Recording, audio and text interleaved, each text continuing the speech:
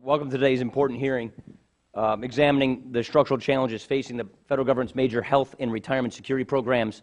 This is a hearing we have every year, and unfortunately it's a hearing where the news just gets worse. We welcome back to the committee the two foremost experts on the financial crunch facing Medicare and Social Security, the chief actuaries of each of the two programs. Rick Foster, the chief actuary of the Center for Medicare and Medicaid Services. Rick's nonpartisan analysis is second to none in illuminating the challenges in health care and the consequences of trying to squeeze savings from the rather blunt instrument of price controls. We also welcome Stephen Goss. We've known Steve a long time. He's the chief actuary at the Social Security Administration. Stephen's analysis should be required reading for policymakers, and we thank you for taking the time out of your busy schedule again to unpack the facts and to share your insights with us today. For too long, politicians in Washington have not been honest with the American people, and seniors in particular, about Medicare and Social Security. Instead of engaging in an honest debate about the path forward to strengthen these programs, too many have offered little more than false political attacks and trillions of dollars in empty promises. Today's hearing is an effort to honestly assess the challenges facing these two critical programs, providing the clarity to Congress as we work to advance sensible reforms and to ensure that these critical 20th century programs can fulfill their important mission into the 21st century. There's a very clear choice of two futures for both programs.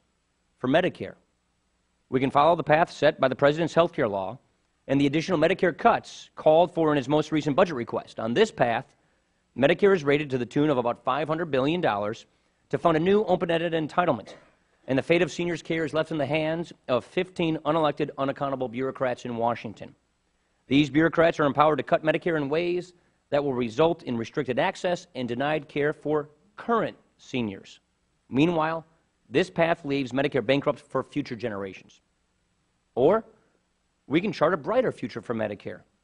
There is a growing bipartisan consensus for reforms that ensure no disruptions for those in or near retirement, while offering the next generation a patient-centered Medicare program that offers more choices and more security.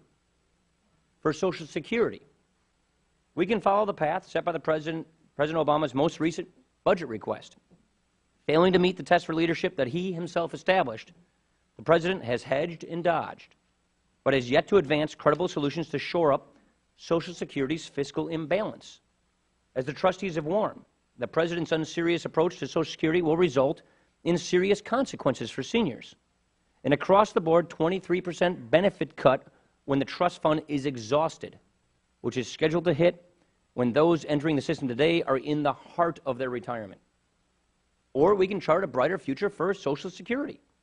Similar to Medicare, I believe that there is a growing bipartisan consensus for sensible, gradual reforms that ensure no disruption for those in and near retirement, or offering the next generation a program that reflects demographic reality, a more progressive benefit structure, and a solvent future.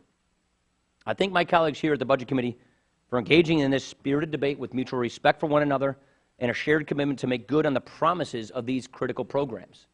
The decisions we make in the next few years will amplify throughout the century and will affect every single human being we represent.